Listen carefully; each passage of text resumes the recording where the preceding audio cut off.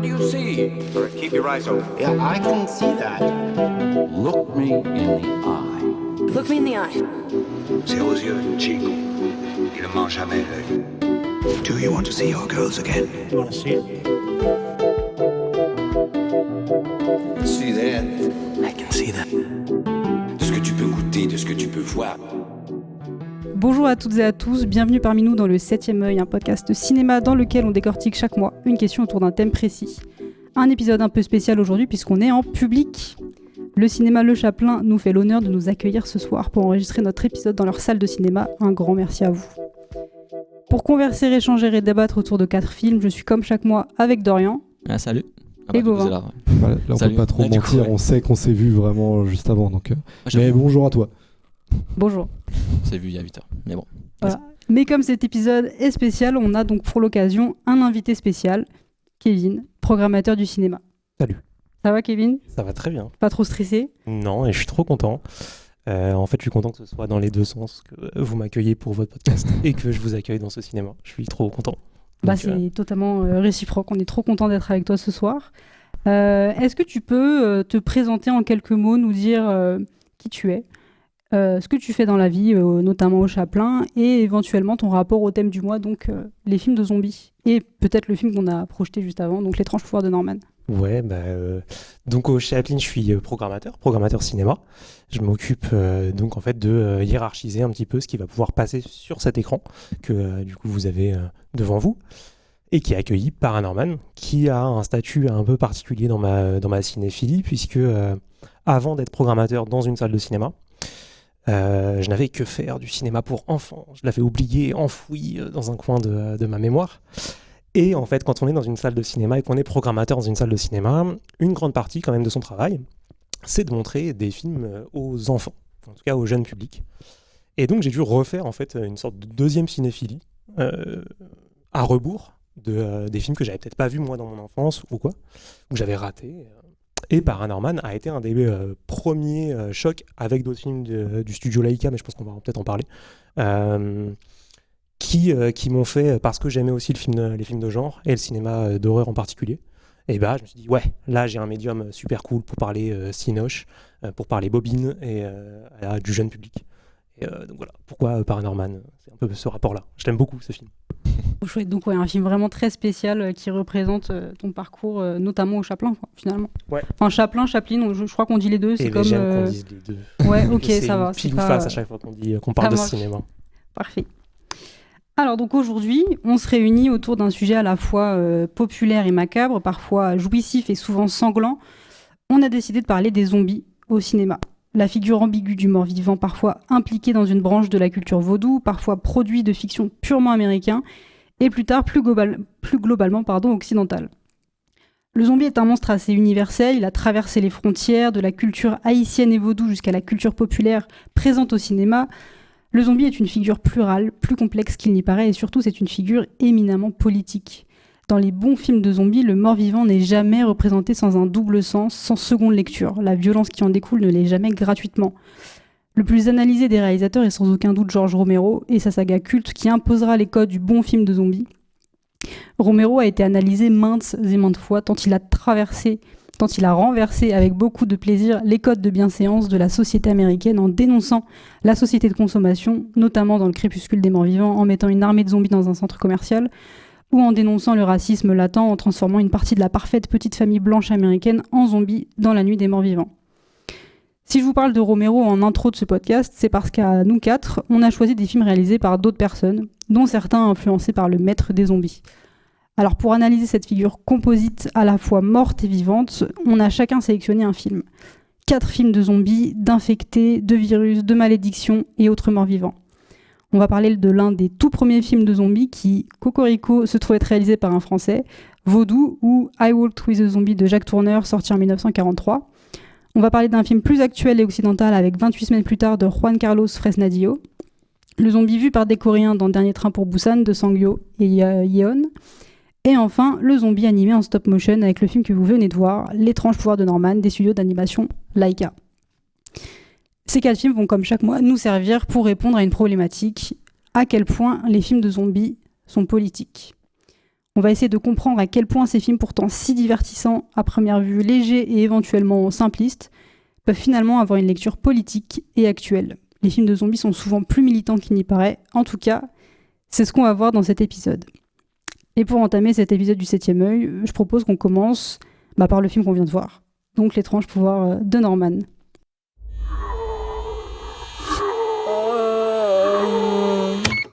Meet Norman. Can't you be like other kids your age? His parents don't get him. He's probably up there fiddling with his Ouija or his orb. Harry. His sister doesn't like him. You are such a loser. And the kids at Donc le school- film que tu as choisi, Kevin. Est-ce que toi, tu as réussi à avoir un truc très politique dans L'étrange pouvoir de Norman à première vue, ou est-ce que tu as une relecture peut-être en le revoyant pour l'épisode, où tu t'es dit, ouais, effectivement, c'est fort, de sens. Alors le problème c'est que j'ai pas juste 2 visionnages du film. J'en suis peut-être à ma 10e vision de Paranorman, donc évidemment au fur et à mesure ça change, mais oui, il y a des trucs, il y a un sous-texte politique à Paranorman. Je vais l'appeler Paranorman, parce que c'est juste plus court et que c'est le titre originel, Ouais, donc ça m'arrange, ça m'arrange 2 fois. Alors je sais pas à quel point je peux être précis sur les événements dont s'inspire ouvertement l'étrange histoire de Paranorman, enfin de Norman. Je sais pas comment en fait introduire. Si je dois introduire tout de suite en fait cette discussion-là, je vais être très vite très précis parce que c'est. Vas-y, hein. De toute façon, Ouais, on n'a pas vas-y, assez de on temps y pour va. pouvoir Vas-y, être vas-y. plus vague. Donc, Si tu avais une introduction en tête, franchement, tu peux aussi y aller. Sur autre chose. J'avais plein de trucs en tête, mais c'est pas grave. c'est on bien, va- c'est-à-dire qu'il y a plein de choses à dire. Ouais. En fait, c'est pas un mystère. La ville fictive de Paranorman se trouve dans l'état du Massachusetts, qui se trouve être le lieu où la chasse aux sorcières a produit ses effets peut-être les plus macabres. Alors, je parle de la première chasse aux sorcières, hein, pas celle liée au communisme, hein, celle qui chassait des femmes et des enfants qui étaient accusés de sorcellerie. Et en fait, je trouve que le film prend avec sa figure du mort-vivant un retour sur ce refoulé américain puritain qui a été vraiment beaucoup plus intense que ce qu'on en perçoit, je trouve, en Europe sur cette période de Refoulé l'histoire. dans le sens... comment tu le vois refoulé, là? Pour le coup, il n'y avait pas que... C'est une sorte de période où le massacre intense de femmes et d'enfants ne se fait pas juste parce que ce sont des Amérindiens, mais juste par délire d'une petite communauté. En fait, le problème de Salem, ça a été un peu aussi montré, c'est qu'il y a un engrenage de haine, de folie. Il y a quelque chose qui monte comme ça, et ça se voit dans le film, jusqu'à la séquence en fait dans la bibliothèque. Je peux y venir aussi, sur ce symbole du City Hall et des archives. Mais ça monte. Il y a des gens différents qui font des trucs un peu dont on dit qu'ils sont différents. Et ça produit, dans la vraie vie, à Salem, au XVIIe siècle, ça produit des procès hardcore, quoi, avec des trucs de fou, où finalement la sentence, c'est donc la mort, la torture, pour des femmes et des enfants. Ça, on l'oublie souvent. Mais j'ai donc retrouvé en fait des points très précis, notamment sur l'âge qu'a le personnage de la sorcière. Au moment de ses procès, elle a 11 ans. Et en fait, 11 ans, c'est un âge qui était beaucoup partagé par les victimes des procès de Salem. Il y en a... Genre un peu début adolescence. Ouais, la plus jeune, elle a 4 ans. 4 ans, accusée de sorcellerie et tuée parce que sorcière. Ça donne un peu le tableau. Mais il y a la plupart des enfants qui sont accusés de sorcellerie, et pas juste accusés, mais qui sont condamnés pour sorcellerie, ils ont autour de 11 ans. Et donc je trouve ça, déjà ça a été ma première piste à me dire, ok, ils y vont frontalement, là, on n'a plus le droit au doute, on est dans le Massachusetts, la personne qui a été accusée à tort, elle a 11 piges, on est là-dedans. Et je me suis dit, pourquoi c'est aujourd'hui même encore politique de parler de ces questions-là ? Parce que le dernier procès en sorcellerie, je ne sais pas si vous l'avez, le dernier procès en sorcellerie aux États-Unis, quoi. C'est récent ? Ouais, c'est très récent. Non, je l'ai pas. Non, bah non, c'est complètement malade. En fait, la dernière personne à avoir été officiellement innocentée de sorcellerie aux États-Unis, c'est 2022. Ah ouais, d'accord. En fait, donc, A posteriori, les États américains, et notamment l'État du Massachusetts, puisque aux États-Unis, chaque système de loi est propre à chaque État. Donc il y a des États qui n'en ont rien à faire et ils n'ont pas vécu ça. Mais celui du Massachusetts, en 2001, il y a eu une grande vague de procès a posteriori, c'est-à-dire de se dire, ok, ces cas-là, c'était de la folie, on a abusé. Pour la première fois, on va le dire. On va dire que ce qu'on a fait, c'était pas normal. Et donc ces personnes sont innocentes. Et il manquait juste une personne qui était passée entre les mailles du filet, quoi. Et donc officiellement, il y avait encore une personne dont c'était officiel, l'État du Massachusetts l'avait à raison condamné pour sorcellerie. Et jusqu'en 2022, on a dit non, Abigail Johnson est innocente. Pardon, désolé, on a raté ce point-là. Et donc ils l'ont enfin innocentée. Mais il y a eu un procès, quoi. Ouais, c'est un espèce de truc vraiment pour faire jurisprudence, quoi, pour se dire oui, effectivement, l'État du Massachusetts a fait n'importe quoi. Et donc c'était en fait tout ça pour dire que c'est encore frais en fait. Ces questions de ce qui s'est passé à Salem, des débordements fanatiques, et encore plus aujourd'hui, d'un espèce d'emballement en fait aussi sur les peurs de l'autre, sur la haine et tout ça. Et je dis bah ouais, ça produit Paranorman en fait. Et du coup, par rapport au fait de refouler, s'ils en sont venus à faire des procès, c'est que quelque part ils ont un peu assumé ce qu'ils ont fait ou ils ont pas assumé ou un peu assumé? Ils ont un peu assumé, je dirais, dans le sens où si tu en viens à faire un procès et à innocenter, c'est que tu considères vraiment que t'as des torts. Ouais. Un peu comme les zombies du film, finalement, qui reviennent en disant on a fait les cons, quoi. Oui. C'est des excuses qui arrivent 400 ans après. Ouais. Bon. Je veux bien que ce soit une société qui se soit dit il y a une espèce de retour ou un regard rétrospectif sur ce qu'ils ont fait. Ouais. Ça arrive 400 ans après, c'est que l'État du Massachusetts, et en soi, ça reste aussi un truc un peu anecdotique où en fait finalement il y a plein de gens qui ne savent pas forcément ce qui s'est passé à Salem. Si on n'est pas dans le truc, il y a plein de gens qui ne savent pas ce qui s'est passé à Salem. Du coup, pour revenir sur la problématique et surtout le thème du zombie, pour toi, les personnages des zombies dans le film sont un peu ces personnes qui viennent s'excuser trop tard dans l'histoire réelle en fait de la sorcellerie. En fait. Ouais, entre autres, ouais, complètement. En fait, déjà pendant tout le film, je trouve que y a toujours un parallèle qui est dressé entre la communauté de cette petite ville et celle qui vient d'arriver, celle qui est là, qui vient de surgir de sous terre, donc celle qui est à la fois celle qui était avant, ça se sait pas forcément, mais en tout cas celle qui vient d'arriver. Et il y a toujours des parallèles qui sont dressés de plein de manières différentes. Mais je crois que j'avais noté une petite réplique exacte, parce que vous avez vu le film. Ça, c'est les moments qu'on coupe quand on enregistre entre nous. Et donc, petite réplique. Il y a quand même un moment donné où Norman s'amuse à dire, essaie de raisonner la foule et rappelle de manière complètement textuelle mais ce sont des gens comme vous et moi. C'est ce qu'ils étaient autrefois. Voilà, c'est vous, mais avant. Et donc, il y a effectivement toujours un parallèle qui est dressé entre ce qu'on a fait et ce qu'on est en train de faire. Donc c'est pas moi qui le dis, c'est vraiment Norman qui dit ce qu'ils ont fait eux en tant que juges et jurés. Vous êtes en train de le faire, vous, la foule, qui est en train de les juger, qui est en train de me juger, moi, Norman, parce que je suis différent, et parce que, effectivement, je vois les morts, je vois le passé, et moi, je le regarde en face. Dans la première séquence, Norman, il est aussi montré, techniquement dans la deuxième, pardon. Mais quand Norman sort dans la rue et qu'on comprend, on voit l'ampleur de ses dons de communication avec le passé, et il y a tout un truc en fait sur l'histoire américaine. On passe de choses très anciennes, enfin très modernes, avec quelqu'un qui ressemble tout droit tiré des années 50, quelqu'un qui sort... Ah oui, là, c'est où il voit tous les fantômes dans exactement, la rue. Okay, d'accord. Qui sort plutôt de la guerre de sécession, quelqu'un qui vient de la Seconde Guerre mondiale et qui a atterri en parachute. Ouais. Donc on voit bien que c'est pas juste un rapport de quelqu'un qui voit sa grand-mère en fantôme. Ouais. Il a un rapport à l'histoire américaine et au passé. Donc ouais, la foule, il y a vraiment un rapport avec l'histoire et donc probablement, je pense, quand même avec la politique. Parce que si on traite, les morts vivants ne sont pas très bien traités. C'est quand même fou de dire ça, mais voilà, c'est un film où on a un peu de l'empathie pour nos petits morts vivants. Un petit peu comme dans les autres films dont on va parler.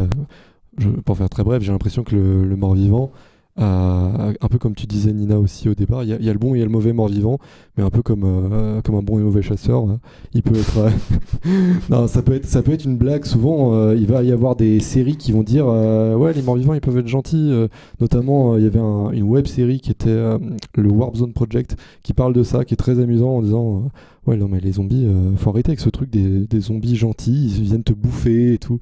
Et je trouve que c'est intéressant que dans ce film, et que dans les 3 autres dont on va parler, on peut parler du bon zombie, du gentil zombie, sous certains angles. Je trouve ça super intéressant parce que dans vos films, enfin dans les 2 autres films, notamment ceux qui vont chercher le mort-vivant, ou en tout cas le zombie, sous l'angle de la contamination, le principe de la faim, de FAIM, du zombie, elle est très importante. Et je trouve que, dans ce film-là, effectivement, le zombie, normalement, est ce truc qui a, de manière brute, éternelle, sans compromis, a juste faim. Il a faim du vivant, il veut dévorer le truc vivant, quoi. Jusqu'à, normalement, la dernière once de sang qui est encore battant, ça va le faire, c'est ça qu'il faut dévorer. C'est des gens qui ont faim. Et le fait d'avoir fait de nos morts vivants des juges, ou en tout cas des jurés, et je trouve que c'est une manière un peu intéressante, c'est malin d'avoir déplacé le truc, presque naïf, de dire en fait ils ont faim de justice. Ouais. Et ils se baladent tout de suite à dire il faut faire ci, et ils essaient de s'exprimer, et ils ont une sorte de rapport à la justice. Ils ont faim de justice. Et tant que ça marche pas, on marche. Et c'est ça, le devenir zombie du juge, c'est il faut réparer les conneries qu'on a fait avant. Comme un fantôme qui a fait une promesse et qui est obligé de rester jusqu'à ce qu'il ait fini sa mission. Ouais, il y a de ça. La grand-mère de Norman, c'est un peu ça, ouais. Ou Pendergast. Pendergast. Ouais. Mais c'est intéressant parce que plus loin que simplement le gentil zombie, il y a aussi quelque chose je trouve, de l'individualisation du zombie.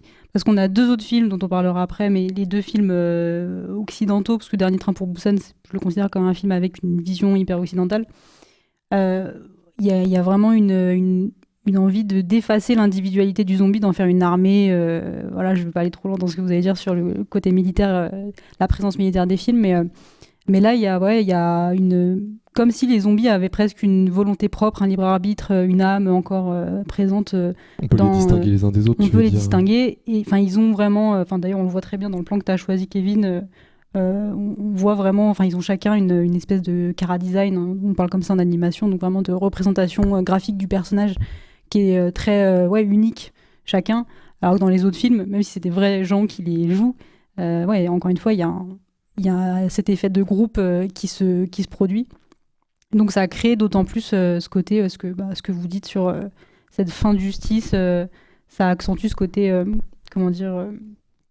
libre arbitre, unité. Ouais, c'est ça. Ça, en tout cas, ça accentue ce côté. Il y a du vivant finalement dans ces zombies-là. Il y a de l'humain. Ça politise d'autant plus, je trouve, le film qui est pourtant pas le plus évident à analyser d'un point de vue politique. Je vais devoir vous couper niveau temps. On va devoir passer au film d'après. Si c'est bon pour toi, si t'as rien de plus à ajouter. Si, moi j'avais un truc, mais. Vas-y, un dernier petit truc. En vrai, c'est surtout un autre angle d'analyse, je trouve. Je trouve qu'on parle beaucoup de discrimination, de différence, déjà par le biais des zombies, en fait. C'est-à-dire qu'ils se font attaquer par les êtres humains alors qu'ils sont gentils. Donc on fait référence à la discrimination de par exemple Norman qui subit le harcèlement scolaire qu'on a pu voir dans d'autres films d'horreur comme It ou Carrie au bas du diable de Brian De Palma. C'est même un film qui m'a fait vraiment penser à un personnage qu'aurait pu mettre en scène Tim Burton dans sa manière au rapport aux morts, aux monstres tout simplement. Et pour entrer dans la poétique, donc pour la problématique, c'est vrai que très subtilement, on a ce rapport aux images que les enfants sont, où les enfants sont exposés à des images qu'ils ne sont pas censés voir dès le début, ou justement Norman. Les posters sur les films de zombies. Par exemple, ou dès le début, genre quand Norman regarde un slasher, sa mère lui demande qu'est-ce que tu es en train de regarder. Je suis en train de regarder de la violence et du sexe, tout simplement. Donc là, on a vraiment un rapport. On a un rapport aussi, tout simplement, tu l'as ou pas, quand le zombie, il hurle, quand il voit des images saccadées de la surconsommation du capitalisme, tout simplement. Il hurle, c'est le zombie qui hurle. Ça, en termes d'image, c'est très intéressant. Donc voilà, cet angle est très intéressant, même si c'est subtil. Le réalisateur, parce que bon, ça reste quand même un film animé, il veut quand même placer ça là pour vraiment montrer son engagement, tout simplement. Non, je trouve ça trop bien. Mais pour répondre sur le premier échange qu'ils ont sur les images que Norman est en train de regarder, et ben en fait la réponse, on voit bien la réponse de la grand-mère qui dit mais je suis sûr que en fait si le zombie et la victime, la Scream Girl, ils discutaient, ils finiraient par s'entendre. Ouais, exactement. Ça c'est vraiment Exactement. le truc de ok, il va falloir régler des trucs avec ceux qui sont morts et ceux qui sont vivants parce qu'à la fin normalement il faut qu'on s'entende quoi si on discute un peu de notre passé. Ouais, c'est ça. Ouais. Alors du coup, Nina. Bah ouais, on passe on va enchaîner. On va enchaîner avec I Walked with the Zombie, où là, effectivement, on a une transition qui est assez évidente sur l'individualisation du zombie, encore une fois. Vous allez voir pourquoi, parce qu'on va vous expliquer. Donc, je vais mettre la bande-annonce. And out of their West Indian island comes a tale of terror and voodoo, of witchcraft and zombies, and all the weird black magic that the white man seldom sees. It is a tale of brother against brother, and their love for a woman who lived with the dead. Dans une île proche d'Haïti, l'infirmière Betsy Connell est engagée pour s'occuper d'une femme soumise à une étrange maladie, Jessica, la femme de Paul Holland, maladie la rendant muette, absente, comme si son âme avait quitté son corps. Elle pense que Jessica a été envoûtée par des rites vaudous, qu'elle est en fait victime d'une zombification. L'infirmière Betsy va malgré tout tenter de la soigner et de comprendre l'origine de son mal-être. Alors donc ça c'est le film que j'ai choisi, Vaudou de Jacques Tourneur, qui est donc sans doute l'un des premiers films de zombies, si on parle de zombies vraiment à proprement parler, de zombies qui se rapprochent de la vision populaire qu'on a du zombie, même si on peut remonter au cabinet du docteur Caligari, où on parle pas encore de zombies, mais on a déjà un personnage qui est un peu entre la mort et la vie, qui est un peu qui est déjà une forme de zombie, ou Frankenstein. Bon, Frankenstein c'est un peu après. Non, c'est un peu avant, puisque c'est les années 40. Mais voilà. Et donc là, c'est un film qui est hyper intéressant parce qu'on parle du zombie un peu plus ancré dans le réel, mais dans les croyances réelles, puisque là, on est dans la culture vaudou. Donc, il y a une culture qui baigne dans une volonté de décolonisation, enfin, qui est le résultat, en tout cas, d'un mélange de plein de choses liées à la colonisation. Donc ça se passe à Haïti, donc il y a forcément un héritage du christianisme qui a été amené par l'Europe par le passé, puis il y a toute la culture aussi caribéenne, donc c'est un mélange de plein de choses qui a créé donc ce rapport hyper particulier à la zombification qui peut avoir plusieurs lectures différentes. Il y a une lecture qui est purement scientifique, psychanalytique, où une personne dite zombie, où ça s'écrit différemment d'ailleurs, ça s'écrit sans E à la fin. Mais une personne dite zombie ou zombifiée, ça peut être une personne soit avec des troubles psychiatriques, une personne qui a des problèmes de santé mentale, soit une personne désocialisée qui a un rapport à la société qui est très particulier, qui est en marge en tout cas de la société, soit, alors ça c'est très particulier, je ne sais pas si j'ai tout compris, mais visiblement ça peut être aussi la volonté pour certaines familles qui ont perdu un proche de remplacer le proche par une personne vivante. Donc un vivant remplace un mort. J'ai comme l'impression que c'est un lien avec ton film, ça. Oui.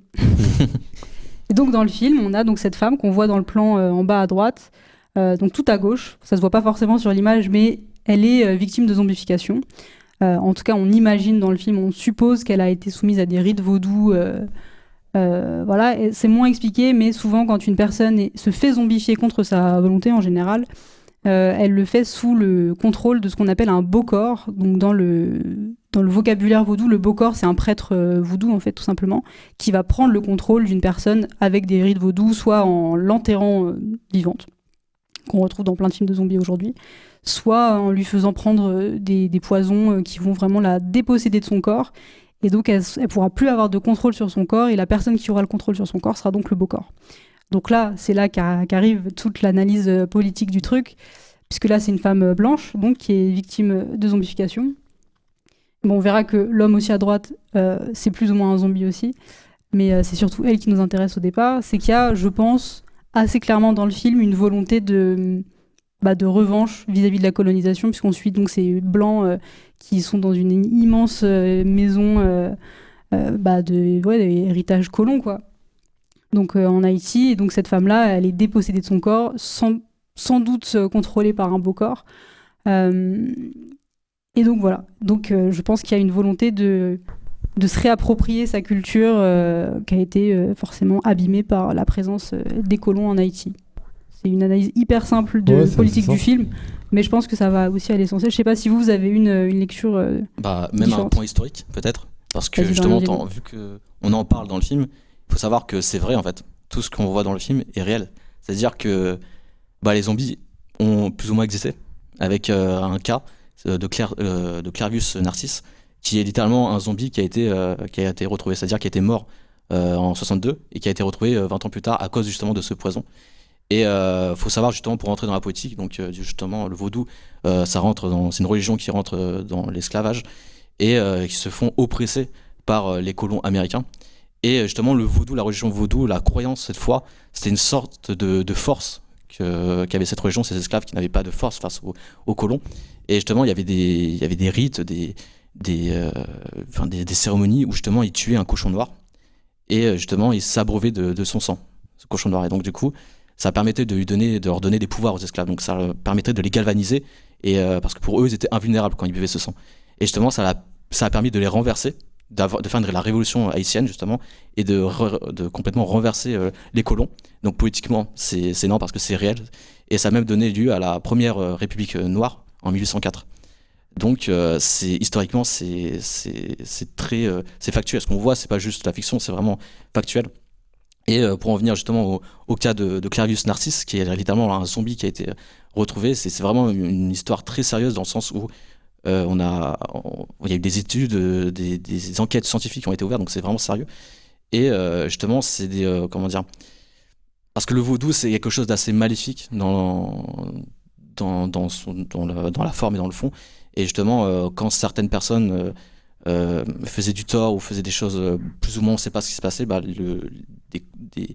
des sectes vaudou, pas des sectes, mais des branches vaudou, tout simplement, des groupes vaudou, donnaient du poison, comme dans le film, tout simplement. Et justement, ils décédaient, tout simplement. Et ils revenaient, on les déterrait 24 heures plus tard pour justement, là ils étaient zombifiés pour qu'ils retournent dans des champs de canne à sucre, comme on voit dans le film, tout simplement. Et après, justement, il a été retrouvé 20 ans plus tard, où il a perdu justement tout ce poison, et alors qu'il était mort. Donc c'est réel, c'est totalement réel. Et pour revenir au film aussi, je crois que c'est réel. Ouais, c'est réel, c'est complètement réel. Mais la mise en scène, c'est vrai que c'est pas un podcast critique évidemment, mais vite fait, à part pour moi la romance à 2 balles et le film qui est un peu, vas-y, il faut rentrer dedans. Ouais, mais c'est pas de la critique. C'est pas la critique, mais bref, tu dis passage comme ça, mais le passage. Ouais, par t'as contre, pas trop aimé le film, Dorian. J'ai pas trop aimé, mais justement, ce passage, justement, le passage à l'autre monde, quand justement Betsy emmène Jessica se faire soigner dans le camp vaudou, tout simplement, je sais pas comment on pourrait appeler ça, et t'as vraiment une scène horrifique qui est très bien faite, qui est basée sur le son, où t'as aucun dialogue, t'as juste le son du vent, ils sont enfermés dans cet amas de blé, de branches de blé, et c'est là où ils rencontrent Carrefour, donc c'est le zombie à droite, tout simplement, qui est juste terrifiant et très bien fait, très crédible, justement. Et cette scène est très très bien faite parce qu'on entend le son, le tambour, les percussions justement de la cérémonie. Et pour le coup, le film, je trouve assez moyen, mais cette scène est très très forte. Donc voilà. Ok. Et vous, est-ce que vous avez perçu d'autres choses peut-être pour ajouter à la problématique sur ce film-là ? Moi, juste un petit détail, vite fait, c'est que même si tu trouves que cette romance elle est à 2 balles, moi je trouve ça assez intéressant parce qu'il faut rappeler que le zombie qui est à notre gauche ici est la femme d'un des personnages principaux. Et il est le grand amour de ce personnage, mais on a cette nouvelle romance qui apparaît. C'est la romance entre le frère et elle, surtout, ouais, bien sûr. Qu'on dort, tu vois. Mais pour moi, il y a vraiment ce truc de, comme je vais l'aborder après dans mon film, de l'oubli que c'est un zombie et du rappel de la personne que c'était avant. Et peut-être le rattachement lié au manque de deuil de la personne encore humaine à ce zombie. Du coup, je trouve ça assez intéressant en fait dans ce contexte-là, cette petite histoire d'amour. Okay. Mais c'est pas grave. Je parlais pas de cette relation, donc okay. Moi je parlais vraiment du frère, du blanc et d'elle. Tout va bien, alors. Donc on va savoir, on est d'accord là-dessus. Alors pour moi, il y a 2 choses que j'ai pu percevoir dans ce film-là, mais c'est sur le traitement qu'ont eu donc dans l'histoire, partout sur la planète, mais surtout dans les pays riches, un comportement à un moment donné, notamment années 40, années 50, où la lobotomie est arrivée, dans l'histoire de la médecine. Et je n'ai pas les stats en tête, j'ai pas été revoir tout ça. Mais je crois que la proportion des lobotomies entre hommes et femmes, si vous voulez, c'était de l'ordre du genre de 95%, c'était des femmes qu'on lobotomisait parce que c'était, vous savez bien, c'était ces hystériques insupportables pour leur mari. Et finalement, les maris n'avaient qu'une seule solution, c'était de lobotomiser parce qu'on n'avait pas les réponses à certaines maladies mentales ou autres, ou parfois même vrais problèmes neurologiques. Et donc, on rendait zombies des femmes. Et ça, c'est factuel. Ouais. La médecine a rendu zombies des centaines de milliers de femmes aux États-Unis et ailleurs. Il y a toute une histoire là-dessus avec l'Amérique du Sud notamment et ses médecins. Et ça m'a un peu, ça m'a questionné pendant toute la première partie du film, je trouve. Il y a un moment donné presque qui justifie le mari justifie, il dit non mais vous savez pas comment elle était, vous savez pas comment elle était. Ouais. C'était quelque chose ma femme. Ah, je dis, ah ouais, ok. Et d'où le fait que presque il ne regrette pas son nouvel état de zombie. Ça m'a vraiment interrogé. Parce que je connais un petit peu ces trucs de lobotomie et cette histoire aussi catastrophique, quoi, dans l'histoire de la médecine. Et En gros, quand ils ont arrêté de les pendre, ils ont commencé à les lobotomiser, quoi. C'est... Ouais, non mais ouais. Et on n'a pas fini. Hein. Et ouais, d'accord, c'est clair. Encore aujourd'hui, on n'a pas fini de faire chez les femmes. Hein. C'est clair. Et t'avais un deuxième point et j'avais très rapide, je pense que mais je sais pas à quel point vous voulez là ça se trouve toute mon intervention va être coupée et c'est ok sur le c'est-à-dire que ok il monte l'infirmière amène notre petit zombie chez les vaudous pour peut-être on sait jamais pile ou face ça pourrait marcher arrive elle ose en parler à l'autorité spirituelle des zombies en ouvrant la porte et finalement on découvre que est-ce que je peux dire ce qu'on découvre en ouvrant la porte Balance. Bon, bah finalement, c'est une blanche qui est aux commandes. Qui est en fait, j'ai pas envie de dire, c'est pas manipulé, peut-être aidez-moi, mais finalement, c'est une blanche qui est aux commandes presque spirituelle de ce groupe vaudou. Et là, j'ai eu une question politique, une sorte d'énième pied de nez à l'emprise qu'avaient eu les blancs sur des territoires vaudous. C'est de se dire oui, on utilise même, et ça s'est vu dans plein de cultures différentes, mais on utilise la culture des autochtones pour finalement se jouer d'eux, les manipuler, les amener à ce qu'on veut faire, etc. Et donc c'est pour ça que moi je le trouve en fait, je le trouve très flippant, je le trouve très touchant moi Carrefour. Ouais, très crédible, Et je le trouve en fait aussi très touchant parce que il obéit au doigt et à l'œil de cette blanche. De la mer, je le dis, de cette mer blanche, de cette marâtre. Et du coup, je le trouve très touchant. Je suis quasiment sûr que lui aussi a été zombifié par cette vieille. Ouais, ça serait logique en tout cas dans cette analyse. Voilà.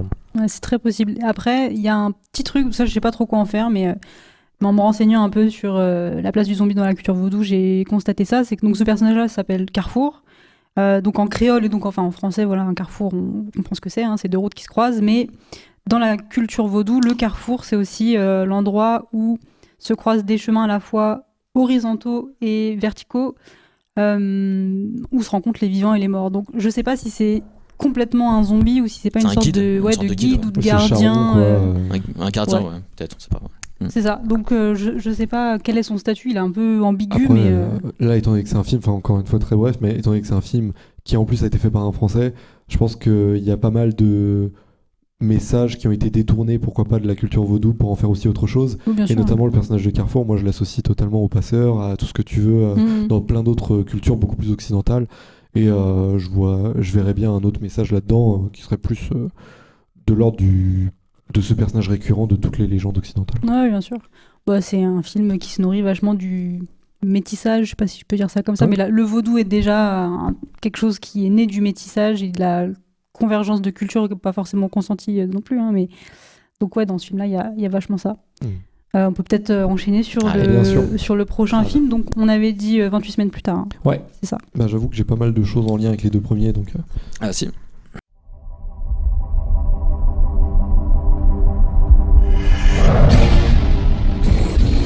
Welcome to London. We're heading into District 1. Although District 1 is completely safe, outside the security zone, London remains a wasteland.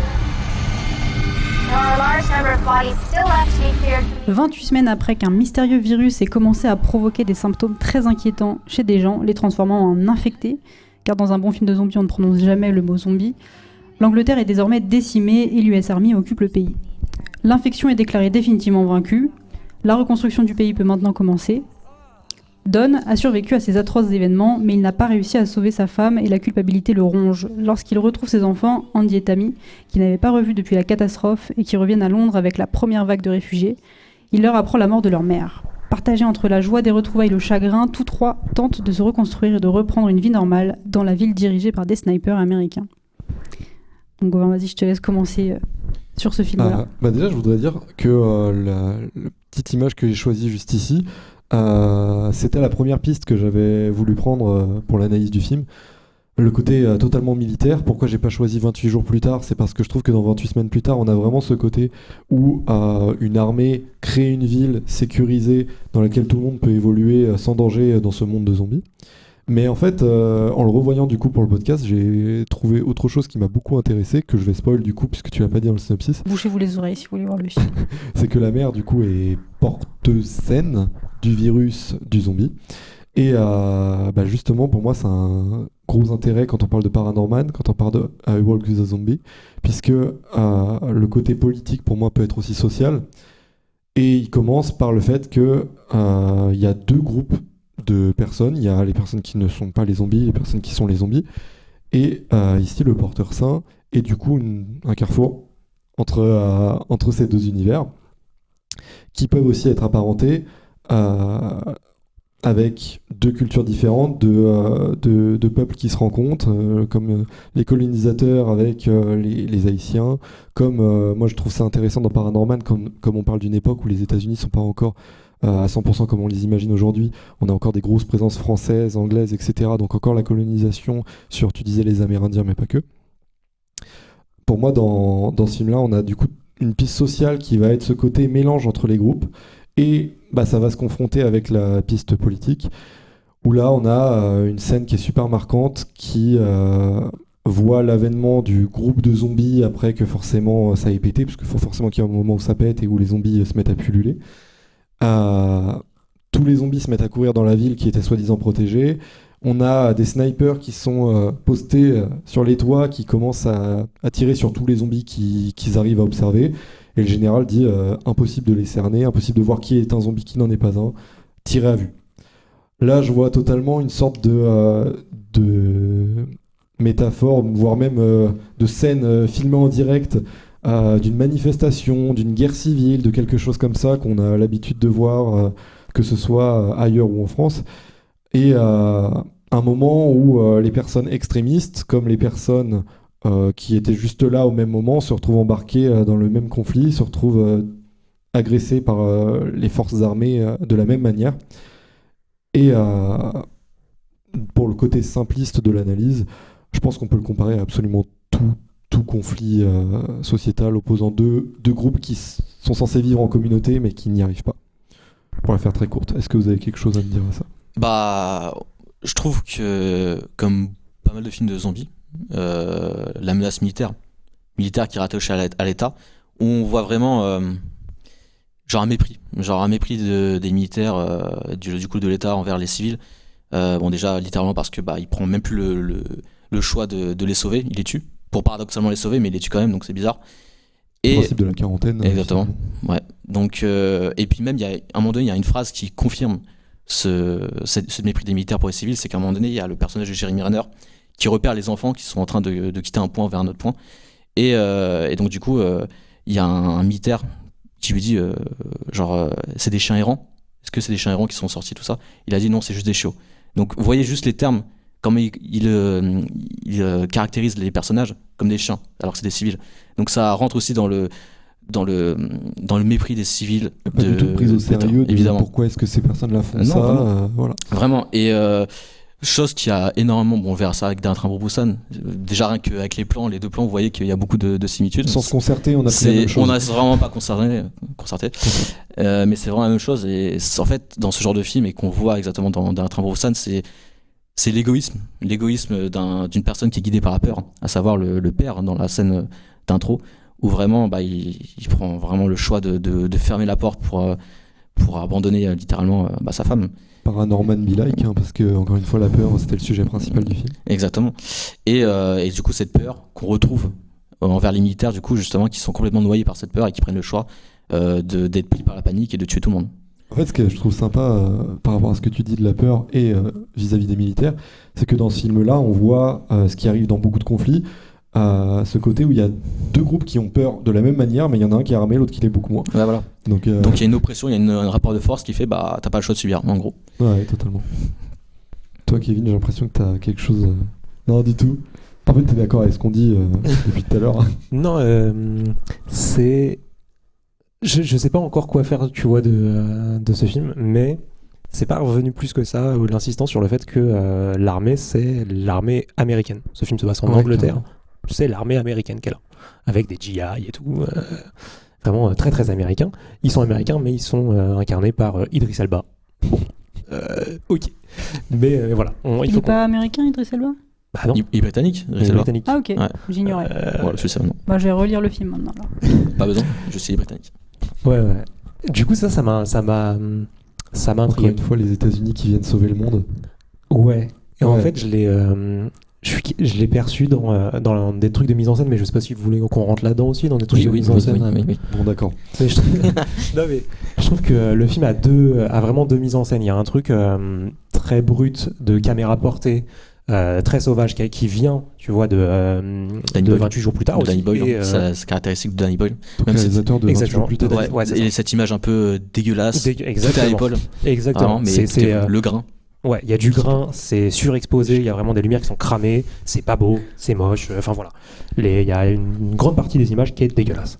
Mais dès qu'on est avec l'armée, d'un coup, il y a le beau Idris Elba, il y a, comment il s'appelle, pardon, le personnage du militaire, c'est incarné par Jeremy Renner. C'est d'un coup très beau, quoi. Et donc je pousse pas l'analyse plus loin que ça, mais je suis sûr qu'il y a en fait, je sens quelque chose qui a comme s'il y avait deux cinémas qui étaient en train de s'affronter et qui n'ont rien à voir. C'est vraiment l'ingérence plutôt du cinéma américain dans une histoire en fait qui est très européenne et à ce moment-là et dans du cinéma très européen, quoi. C'est marrant parce que du coup ça montre encore une fois une sorte de colonisation, mais là volontaire totalement de la part du film, parce que le réalisateur du premier, ayant sa manière de faire, se retrouve totalement écrasé par cette manière de faire beaucoup plus actuelle, beaucoup plus américaine. Je trouve que c'est intéressant, carrément. Les séquences qui font très cliché, quoi, dans l'état-major où il y a tous les ordinateurs, bip bip bip bip. On est vraiment dans du cinéma américain de ouf, quoi, militaire très faux, qui fait studio. Alors qu'à côté de ça, c'est vraiment dans la campagne anglaise, dans le Kent, des trucs qui sont vraiment très bruts. Donc mais je sais pas encore quoi faire de ce truc-là. Mais voilà. Je pense que justement ça va être encore plus poussé par ton analyse du dernier train pour Busan. Ouais, mais attends, je vais juste répondre à Kevin parce que je trouve ça hyper intéressant. Je m'étais pas du tout fait la remarque en voyant le film, même si j'étais vraiment frappée par. Au début du film, il y a vraiment une mise en scène hyper cutée qui est peut-être moche, mais je trouve que c'est hyper efficace en termes très immersif. Hyper immersif et en termes d'action, c'est hyper efficace. Dire dans la scène d'intro qui est pas du tout dans la ville. Ouais, dans la scène, okay. Je parle de la scène de zombie, quoi. Enfin, la scène où tu suis les survivants, tu suis du coup ce personnage, Don, qui essaie de s'en sortir. Et effectivement, en fait, le dialogue entre ces deux cinémas, comme tu dis, Kevin, se fait uniquement, j'ai l'impression, par la lentille de Sniper, quoi. Donc, je sais pas si on est déjà sur une analyse politique, si, évidemment, mais plus loin, je trouve qu'il y a vachement une analyse éthique aussi à faire du film. Puisque, pareil, Dorian, tout à l'heure, tu parlais de la façon dont il parle des civils. Mais il y a toujours ce débat donc, de ce personnage américain qui est finalement le héros presque du film. Il va se rendre compte que qu'il ne faut pas qu'on fasse ça, quoi. Est-ce qu'une vie vaut plus qu'une autre selon si elle va en sauver davantage ? Donc ça, c'est un problème éthique qu'on a tous eu en philo, en terminale, de si on appuie sur ce bouton-là et qu'on sauve 5 enfants, dilemme, c'est mieux que si on sauve 5 personnes qui ne sont pas des enfants, je ne sais pas. Mais...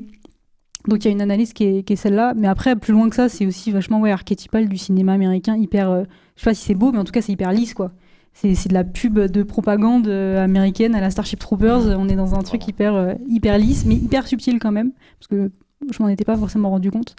Donc il y a une critique de l'US Army qui est hyper forte, quoi. Au début ils sont montrés comme des héros, ils sont beaux, ils sont charismatiques, Enfin voilà, ils sont avec leur costume de militaire là, et en fait plus le temps passe, plus tu te rends compte que c'est qu'ils ont été lobotomisés limite, tu vois, par la propagande, par le système, où on va leur dire ok, en fait vous êtes des militaires, là vous avez pas le choix, faut tirer sur tout le monde quoi. En fait, sans être l'antagoniste, parce que l'antagoniste reste le zombie. Ouais, bien sûr. Ça reste comme une menace. Ouais, mais là il y a pas d'antagoniste, puisque c'est la vraie vie. Oui, donc voilà. y a un truc aussi qui est pas du tout manichéen, qui est hyper intéressant.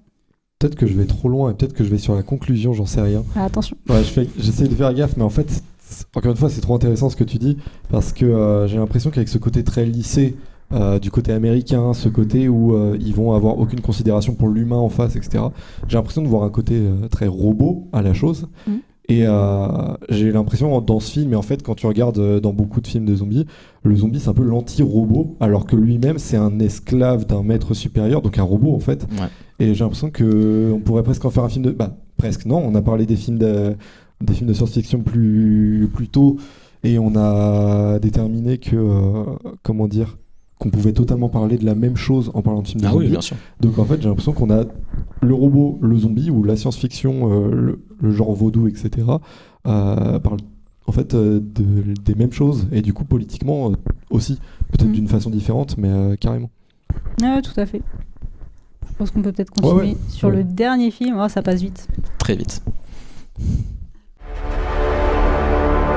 부산으로 가는 KTX 406 열차가 곧 출발합니다. 저기요.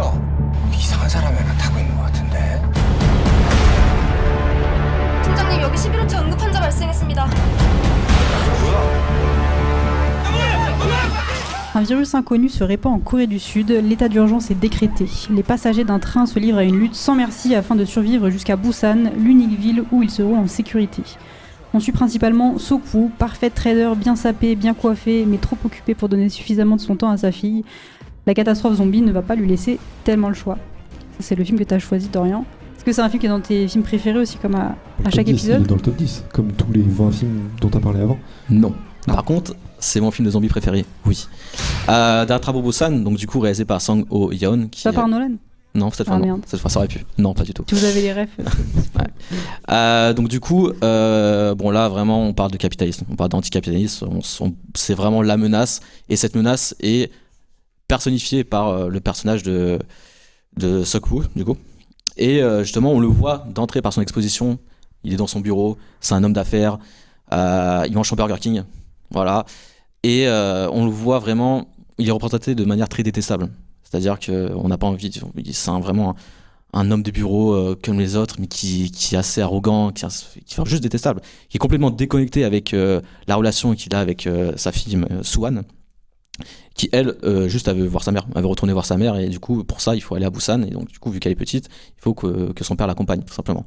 Et comme pour 28 semaines plus tard, on va parler de la peur et de l'égoïsme, tout simplement, et que l'égoïsme, elle est guidée par la peur. Et du coup, justement, c'est ce qui m'intéresse dans les films de zombies, c'est plus que ce que les êtres humains, comment ils doivent s'adapter pour survivre. C'est important parce que là, du coup, on voit vraiment les vices, on voit vraiment l'homme, complètement en détresse, complètement fragile.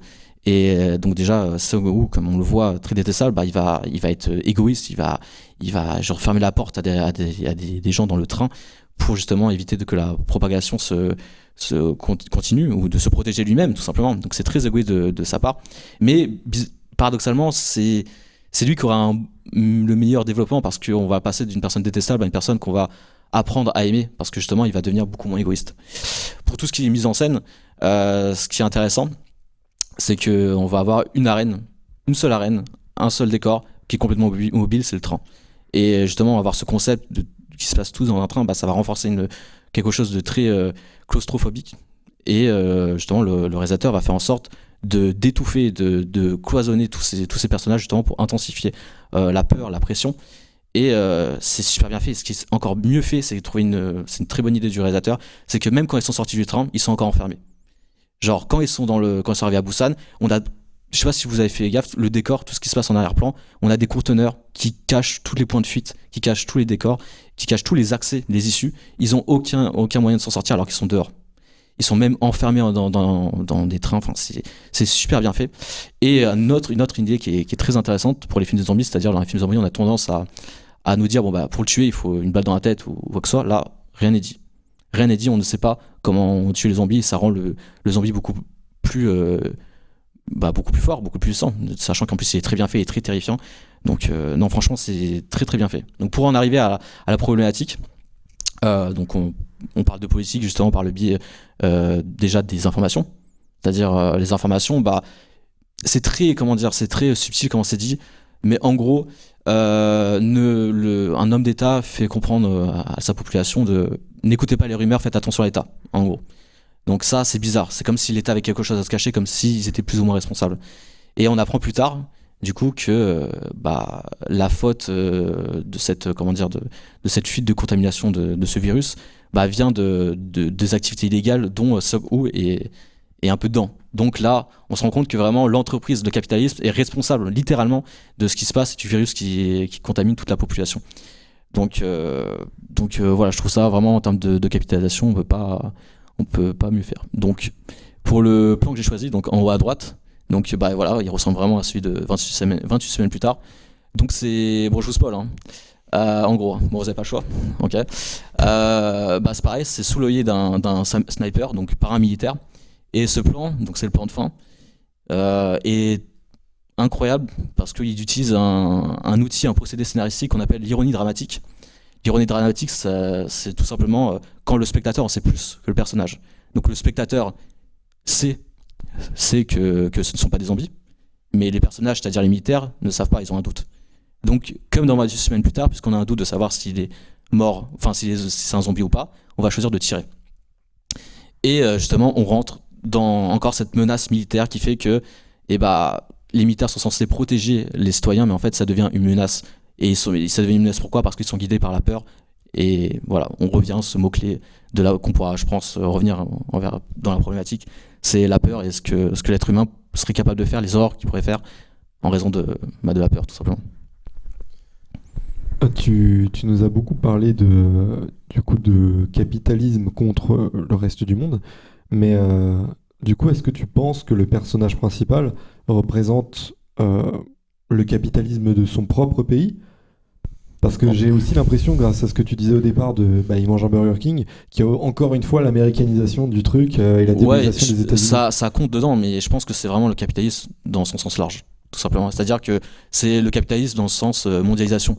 C'est-à-dire que c'est en Corée, ils mangent un Burger King, mais en mondialisation en fusionnant quoi avec quoi, en prenant de quoi si on prend le Burger King, je sais pas si vraiment on peut s'attacher sur juste ce décor, mais si on s'attache sur ça, on s'attache vraiment sur la Corée qui mondialise, qui est mondialisée par les États-Unis, que les États-Unis mondialisent beaucoup de pays dans le monde tout simplement. Et voilà, tout simplement. Mais vraiment, je trouve que ces personnages, c'est la personnification du capitalisme, mais pas forcément dans les États-Unis ou quoi que ce soit, mais dans son système, dans sa représentation. Le côté détestable de ce personnage, c'est le côté détestable que beaucoup de gens ont et que le réalisateur a sur le capitalisme.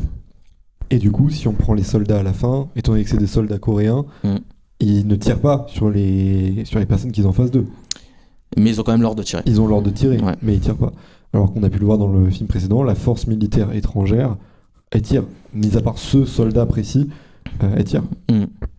Ouais, mais du coup, cette ironie dramatique qui arrive à la fin, elle n'est pas sans regarder le film de Romero, La Nuit des Morts Vivants, où justement c'est parce qu'on sait qu'à tout moment ils peuvent appuyer sur la gâchette qu'on y croit. C'est pareil pour La Nuit des Morts Vivants, c'est qu'on ne sait pas s'il est mort ou pas. Ouais. Et je vous spoil aussi La Nuit des Morts Vivants, comme ça c'est fait. Non, mais pas forcément. Mais en gros, c'est quasiment la même chose, sauf que ça va au bout, si je peux faire gros, en gros. Mais c'est une force militaire aussi. C'est une force militaire. Et pourtant, elle est intranationale. C'est la police américaine, tu vois, dans La Nuit des Morts Vivants. Ouais. Donc je suis pas sûr que ce soit une question. Mais j'ai bien envie de revenir sur ce que vous disiez sur le dernier train pour Busan, parce que je trouve qu'il y a un terme pour moi qui me manque, parce que je capte, tu vois, ce que tu veux dire sur le capitalisme. J'ai l'impression que le terme qui moi me manque et qui est présent dans le film, c'est un truc un peu désuet, mais qui s'appelle la lutte des classes. Et le fait que effectivement il y ait ces archétypes aussi de personnages, dont un qui représente une sorte de capitalisation financière absolue, et un grand patron, parce qu'il y a quand même l'antagoniste Je suis pas sûr que dans le film ce soit totalement le zombie, si c'est pas ce vieux monsieur insupportable, patron d'une grande entreprise. Mais dans ce train-là, il y a aussi un SDF qui est l'incarnation absolue de celui dont on pourrait se débarrasser et qui serait corvéable à merci. Il y a comme ça, je pense, dans un train, et c'est pas le jeu de mots et pas de moi, mais qui remplaçait la lutte des classes par la lutte des places. Et on se dit, bon bah, qui est-ce qu'on fait sortir de ce train ? Qui est dispensable ? Et qui doit rester ? Qui doit gagner ce combat dans ce train ? Et là, je trouve la question, elle se pose parce que je sais pas, pendant tout le film, même la place de l'enfant, je trouve qu'elle est centrale, quoi. Le fait d'avoir fait... parce qu'en fait, notre personnage principal, je sais pas si au départ, il n'y a pas ce biais de l'enfant qui doit passer par-dessus le trader, quoi. Je vais l'appeler comme ça. Et le fait qu'il y ait aussi une femme enceinte, c'est toujours, on pose la question de l'enfance. Donc il y a plein je trouve, de petits points dans le film qui me posent la question de qui a le droit ou n'a pas le droit de survivre dans cette lutte des classes, qui est dispensable. Comme si la dernière éthique qui restait au-dessus de toutes les classes, c'était quand même que c'est les enfants et le futur qui doivent être le plus protégés au-delà de tout. Ouais. C'est quand même vachement utopique. Hein. Ouais, complètement. Je pense que le vieux monsieur ultra patron, il en a rien à faire. S'il pouvait marcher sur la tête de l'enfant, il le ferait. Mais ça, du moment qu'il le fait pas avec sa propre chaussure. Ouais. Et qu'il demanderait au SDF de le cirer après. C'est ça. Ouais. Mais je trouve que c'est important dans le film. Non, mais grave. Ouais, vas-y. Mais grave, mais ouais, sur la lutte des classes, moi, c'est un truc qui m'a... Bah, c'est pareil, cette scène avec le SDF où t'as un monsieur qui dit, je crois, la petite fille, Suwan, c'est ça ? Qui dit, travaille bien à l'école, sinon tu vas finir comme ça. Ah, déjà, hyper classique de cette phrase qu'on prononce sans se rendre compte des conséquences vis-à-vis de cette hiérarchie sociale à laquelle tu peux prétendre selon les études que tu fais, selon les parents que tu as. Enfin voilà, il y a un truc qui est hyper clair. Pour moi, les zombies, c'est clairement des manifestants dans le film. Je le vois vraiment comme ça, comme la population active vraiment physiquement, dans le sens en mouvement, mais littéralement en mouvement, sans parler de ce qu'ils font. C'est les seuls personnages qui sont en mouvement directement, alors que le trader, c'est le bureaucrate, il est derrière son bureau. Je sais pas s'il représente les États-Unis, pour moi il représente juste le capitalisme. Ouais, le capitalisme, mais une forme je sais pas, il représente les riches, quoi, tu vois. Il y a un truc très simple de supériorité sociale, de un mec qui est derrière son bureau et qui fait rien finalement, tu vois, qui a un taf où il est censé être là 35 heures par semaine, et au final tu vois, son travail actif en mouvement, il est vachement moindre que peut-être le SDF, tu vois, qui passe sa journée à essayer de choper des pièces, quoi, tout simplement. Oui, je trouve il incarne justement le principe même d'une certaine lutte des classes, c'est-à-dire la survie des uns dépend de la mort des autres. Ouais. Et qui incarne complètement certains pans de la bourse et des placements financiers, quoi. Ouais, bien sûr. Donc il est l'incarnation même de la lutte des classes, et il le dit à plein de moments, quoi, à plein d'endroits. Mais je suis d'accord avec ça. Mais que certains doivent plus se bouger pour survivre, quoi. Il y a un truc vraiment de... Si toi, tu veux survivre, il faudra vraiment plus que tu te battes que toi. Tu vois, et indépendamment, effectivement, de l'âge ou quoi, c'est vraiment... Après, ça, c'est typique aussi de ce mouvement coréen qu'on retrouve aussi dans Parasite ou dans d'autres films de ce genre-là. Ouais. Snowpiercer, qui se passe littéralement dans un train. Totalement. Après, la lutte des classes, c'est un sujet super récurrent, mais en plus, la façon dont c'est traité, je trouve que c'est très souvent analysable de la même manière. Ouais, je sais pas ce qui se passe en Corée, clairement, moi, je suis très... peu renseigné sur la vie en Corée, mais c'est vrai qu'on a vachement de réalisateurs qui sont intéressés à ce sujet-là dernièrement, ces 10 dernières années en Corée. Donc il y a un truc à analyser. Bon, ça dépasse là le sujet des zombies, mais... En vrai, l'histoire du cinéma en Corée est super intéressante. J'ai étudié vite fait le truc et c'est super intéressant, et je vous conseille de vous renseigner, aller sur Wikipédia, c'est super intéressant. Wikipédia. Il y a assez d'infos, on peut savoir quelques trucs. Ok. J'ai l'impression là on a plus ou moins fait le tour sur le dernier film. Qu'est-ce que vous en tirez, vous, comme conclusion qu'est-ce que vous voyez comme lien déjà entre... Déjà, je peux rajouter de l'annexe.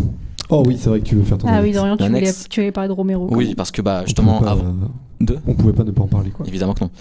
Mais oui, bon, ça me semblait manquant de parler de zombies sans parler de Romero, quand même, qui est celui qui qui a fondé tout ce que vous voyez là en fait tout simplement, à part How Walk with the Zombies qui est passé, qui est avant. Ah oui, le Zombie a fondé Romero. Oui, mais c'est pour ça c'était avant Romero, mais c'est pas lui. Mais il a fondé le zombie populaire occidental. Oui, voilà. Donc il a fondé, c'est lui qui a posé les bases. C'est lui qui a posé les plus ou moins, si on peut dire, les 3 règles de. On peut pas appeler le terme zombie, tous ces trucs là.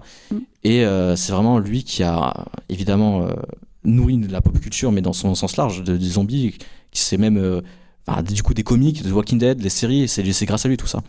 Et moi je vais juste revenir sur 3 films très brièvement de sa filmographie qui rentrent littéralement dans sa problématique. On a déjà le plus vieux, La Nuit des Morts Vivants, qui a été réalisé en 1968. Et déjà on a une critique quand même qui est de l'ordre de la guerre, tout simplement. 1968, on est dans la guerre froide. Et à un moment donné, il y a une scène dans la télé où tu as justement un journaliste qui interroge une personne, un scientifique, quoi que ce soit, qui en sait un peu plus, et il lui fait comprendre que c'est un satellite qui aurait explosé dans les alentours de Vénus, je crois, et ces radiations auraient causé la contamination. Et là, on est en 1968, c'est la course à l'espace pendant la guerre froide, un satellite qui explose et qui du coup, est responsable de toutes ces contaminations. Et on fait vraiment une référence à ce conflit entre les États-Unis et l'Union soviétique. Et je trouve ça très astucieux de vraiment faire ce genre de métaphore qui est très intéressante. On a du coup ensuite Dawn of the Dead, 10 ans après, 1978, Zombie dans la version française, où là c'est une analyse qui a été faite maintes et maintes fois, mais ça se passe dans un centre commercial. Donc des zombies qui ont soif de consommation, qui ont soif de consommer, et justement qui deviennent les antagonistes de ceux qui veulent survivre. Dans un centre commercial, on fait vraiment écho à la surconsommation et au capitalisme. Et justement, on a ensuite Day of the Dead, qui se passe qui a été réalisé en 1985, où là justement les militaires sont littéralement les antagonistes. C'est vraiment eux qui vont vraiment être les méchants, les antagonistes, qui vont freiner les protagonistes tout simplement. Et voilà, donc on retrouve cette menace militaire, je pense qu'on peut rajouter dans la problématique, avec tous ces mots-clés qu'on a pu retrouver avec les classes sociales, la peur. Et, dans la conclusion plutôt. Et capitaliste. J'ai dit quoi ? T'as dit la problématique. La conclusion. Ça a fait une grosse problématique. Oui. Mais moi, je m'étais pas rendu compte avant de bosser sur le podcast à quel point le militarisme était présent dans les films de zombies, et jusqu'à même ce que tu dis sur Romero, parce que j'ai pas vu le 3e. Mais c'est assez frappant. Et au-delà de ça, si on peut avoir un regard un peu plus féministe, c'est que... S'il te plaît. Je suis là pour ça. En gros, dans Dawn of the Dead, on a vraiment un environnement très masculinisé, très macho, qui ont les armes et tout ça, c'est eux qui vont sauver tout ça. Et t'as une femme du coup qui est dans ce groupe-là, mais qui est complètement en mode t'as pas ton droit tu parles pas en fait, tu restes dans ton coin et tu te tais en gros. Donc là, on a quand même ce truc de ok, il y a plus de loi, il y a plus d'anarchie. Entre guillemets, ce qui est horrible, c'est qu'on revient aux sources et c'est les hommes qui prennent le pouvoir. C'est horrible la manière dont c'est fait, mais Romero le représente. Et du coup, le parallèle qu'on voit avec Day of the Dead, c'est que c'est la femme qui est la protagoniste, qui est la femme forte, qui se retrouve pareil, seule au milieu de que des mecs tout simplement, et justement qui va avoir une force, et justement qui va les mener, qui va les tenir tête tout simplement. Et justement, Romero, il arrive quand même à avoir aussi un message féministe dans ses discours sociopolitiques. Donc je trouve ça intéressant. Moi, ce que je trouve amusant, et je pense que ça peut totalement participer à la conclusion encore une fois, c'est qu'il y a un truc dont on n'a absolument pas parlé, qui fait pourtant partie des points forts du zombie, des trucs qui le définissent vraiment dans toutes ses adaptations. Peut-être pas Paranorman, cela dit, même si ça se discute, mais ça se répand en fait. C'est la morsure transmet la maladie, ou alors c'est dans l'air, ou alors tout ça. Même si dans Paranorman c'est très léger, il y a cette scène où il dit fais gaffe, t'as pas été mordu, c'est bon. Et il lui répond si, je me suis mordu la langue. Voilà, très important. et en fait, je vois un peu ça dans ton analyse de la militarisation, et du coup de cette envie de démilitariser, ou au moins d'avoir une autre forme de militarisation, comme si le message se répandait en fait. Le message de faut qu'on arrête ce truc des militaires, faut qu'on arrête de donner des armes à n'importe qui d'un petit peu cinglé, se répandait, et qu'à ce moment-là, le mouvement de foule se créait, et en fait la horde de zombies arrivait. Est-ce que je peux être chiant ? Vas-y. Ouais. Sur la morsure, c'était un point qui, moi, m'a beaucoup dérangé dans Dernier train pour Busan et dans 28 semaines plus tard, parce que je suis un peu rigide et tout sur ma définition du mort-vivant, mais je trouve que c'est un contresens, la morsure du zombie. Ouais, en tout cas, je vais parler du mort-vivant. La morsure du mort-vivant, pour moi, le mort-vivant est un truc qui a faim et qui, je l'ai dit tout à l'heure, et qui dévore, parce qu'il faut dévorer jusqu'à la dernière once de vie, et qui a une faim, de par sa nature de mort, il a faim. Et plus la morsure, elle est typiquement dans les films de contamination, où finalement juste un petit croc, et puis finalement ça y est, c'est toi le chat. Toi-même, tu es tes zombies maintenant. Je trouve que c'est quelque chose qui le rapproche beaucoup du vampire, que je n'aime pas, qui est un autre type de truc, mais enfin voilà. Je vois bien la transmission par la morsure du zombie n'est pas celle normalement du vampire. Le vampire transmet quelque chose par le sang, par la morsure, alors que pour moi, la morsure du zombie, elle est là pour détruire. Complètement. Et donc, dans des films comme Dernier train pour Busan ou 28 semaines plus tard, où finalement la personne infectée ne passe pas par la mort, et ben je vois là la distinction finalement entre zombie et mort-vivant. Eux, ils ne passent pas. La morsure ne cause pas la mort. Ouais, ok, d'accord. Elle change un état, elle te modifie, elle t'altère. Il faudrait qu'ils soient mangés, les gens, qu'il leur reste que 3 bouts de chair et que ça se mette à se relever. Ou pas. Ok, d'accord. Parce que l'important, c'est ceux qui étaient morts avant et qui se réveillent. Le réveil du mort-vivant, c'est ça. Ok.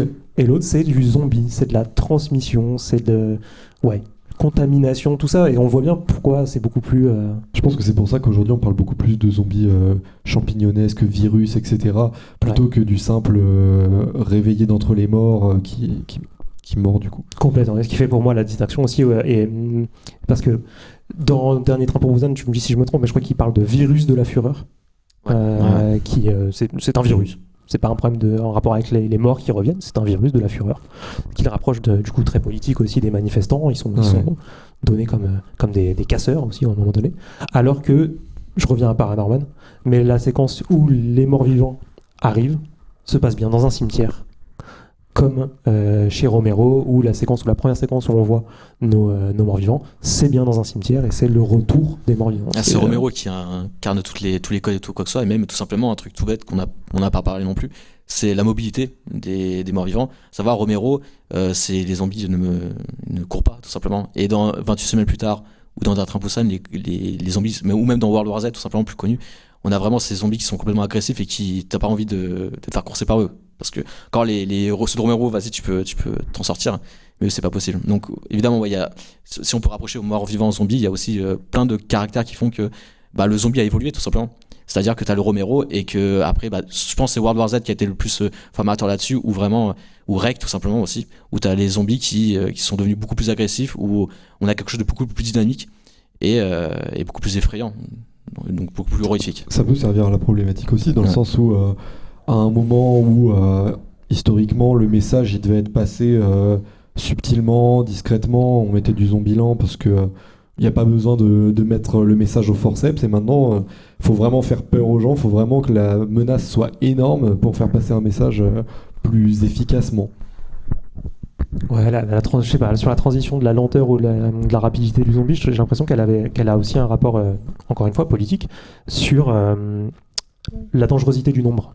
C'est-à-dire qu'un zombie, un mort-vivant, normalement, il n'est pas dangereux tout seul. Et ça, c'est ses attributs parce qu'il est lent. Il est lent, donc normalement, 1v1, ça va bien se passer, je peux courir, je peux le pousser, je peux le taper, ça va aller. Mais la contrepartie de cette lenteur-là, c'est le nombre. C'est qu'à partir du moment où ils sont 50, ça devient beaucoup plus compliqué. Et c'est la peur du nombre, c'est ça le mort-vivant. Et donc effectivement, j'ai l'impression que plus on va vers ces morts-vivants agressifs, je trouve que j'ai pas trouvé les réponses, j'ai pas du tout les réponses, mais ça change, ça me dit autre chose. La dangerosité du zombie ne vient plus du nombre. Donc je sais pas s'il y a quelque chose qui s'est joué entre le collectif, l'individu et tout ça. Les armes deviennent plus efficaces. Ouais, je sais pas. Mais ça, je le vois bien à quel point d'un coup maintenant, un zombie c'est compliqué. Voilà, dans des films, un zombie c'est un enfer. Il peut gagner le 1v1 quoi. Donc, Ok, on a pas mal d'éléments de réponse. Bon, après là, il y a autant de réponses que de films, parce que politique c'est tellement vaste comme sujet. À partir du moment où il y a une critique de quelque chose, on parle de politique, mais donc là on a des films sur lesquels il y a des sujets féministes, il y a une lecture potentielle féministe, même si Vaudou, je sais pas si on peut considérer ça comme un film féministe, mais aujourd'hui, avec notre regard de spectateur, de spectatrice actuelle, on peut avoir une lecture féministe, on peut avoir une lecture antimilitariste, anti-américaine, anticapitaliste. Bon, globalement, une lecture quand même plutôt de gauche. Peut-être parce que c'est nous aussi, mais en tout cas, le film de zombies est forcément aujourd'hui politique, parce qu'on a forcément une lecture politique du cinéma aussi. Là, je vais très loin aussi, j'élargis vachement. Ouais, et puis là, ça touche à tous les thèmes. Ça touche à tous les thèmes, mais c'est vrai qu'à partir du moment où on a quand même ce changement d'état, je sais pas si tous les films de genre sont politiques, si tous les films de vampires, de momies, ou en tout cas, il y a un état d'un humain qui change vers un autre, où là, on n'est plus sur le mort-vivant, mais où, effectivement, ce que tu disais, Kevin, tout à l'heure, où on passe d'un état à un autre. Est-ce que c'est forcément politique, puisque c'est forcément on va plus loin dans l'humain, donc on va plus loin aussi dans la critique humaine. Dans la monstruosité, comme je sais pas, on est un peu hors sujet plus ou moins, ouais. Mais comme le loup-garou tout simplement, genre d'avoir la monstruosité de l'humain tout simplement. Ouais. C'est tout. J'ai l'impression, on a fait un petit tour. Je sais pas si ça vous convient en termes de conclusion. Pour moi, ça donne pas de réponse, ça donne que des questions, donc c'est horrible. C'est aussi l'idée des problématiques. Ouais, de pouvoir se questionner là-dessus. Mais je sais pas si dans le public, je tente, si vous avez envie de répondre à la question, à la question ou à nos questions, n'hésitez pas, c'est pas obligé. Je sais que vous avez l'air tous très timides. C'est pas méchant au pire. Hein. De toute façon, tout le monde est perdu dans ce cas-là. Donc, c'est vrai. Non, mais on peut s'arrêter sur cette conclusion-là. Ouais, mais je pense que ça peut être intéressant. On est toujours insatisfait des conclusions de toute façon. Oui, c'est vrai. Vas-y, Mais franchement, je suis pas très film de zombies à la base. Et tu l'es. Tu l'es maintenant. Je suis pas forcément plus fan. Carré. Par contre, je suis content de voir que le méchant n'est pas forcément le zombie. Et au départ, je voyais surtout ça comme ça. Et de voir que c'est plutôt, dans tous les cas, une métaphore. Bon, comme dans beaucoup de films, comme beaucoup de monstres, comme beaucoup de tout ça. Mais que du coup, il faut peut-être regarder du côté des militaires, puisqu'on a remarqué que c'était vachement les militaires qui faisaient les cons. Ouais. Je regarderai maintenant avec un autre œil. Je vais plutôt incarner le zombie. Je prends Team Zombie. Team Zombie. Ah, carrément. Ok, je pense qu'on a fait un bon tour quand même. Et là, normalement, ça te va là en termes de. Tout, et normalement, il y a là, la musique. On coupe, mais vous verrez la vidéo, ça sera là, peut-être. Là, ça va être le moment cringe, on va juste arrêter, on va regarder. Merci beaucoup de m'avoir eu. Et du coup, merci à Kevin, merci à vous. Ouais, merci à vous d'être venus. Merci beaucoup. Et puis, merci aux auditeurs d'avoir écouté le podcast, comme d'habitude. C'est toujours un plaisir. Et ouais, merci Kevin, je le redis. Merci le Chaplin pour l'accueil, ce deuxième accueil, puisqu'on avait déjà fait un épisode en vidéo. Mais premier épisode en public, donc épisode absolument exclusif. Vous avez vécu une soirée que personne d'autre ne va vivre jamais. Hein. Je sais pas si vous êtes au courant, c'est exceptionnel ce qui vient de se passer. Mais voilà, merci beaucoup et comme d'habitude, on fait des bisous. Allez, des bisous. Salut. Et ciao.